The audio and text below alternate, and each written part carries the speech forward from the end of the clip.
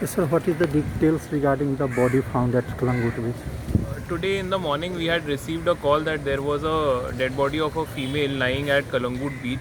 Immediately, staff from police station Kalangut reached the beach and they transported the dead body to the hospital where she was declared dead on arrival.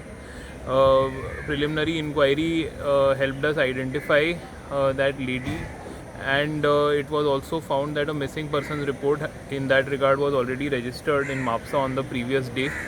uh, the family of the lady was contacted and the identification was confirmed, after which a postmortem examination was carried out, and in that postmortem examination it has come that there is no case of assault, sexual assault, or any violence of that sort, and the death is due to drowning.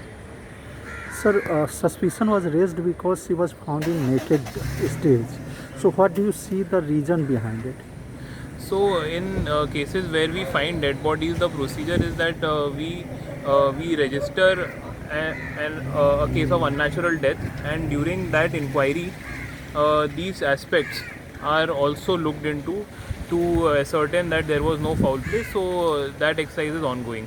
But prima facie, we have ruled out any case of assault, sexual assault, or violence On on the the basis. basis of PM report. Thank you, sir.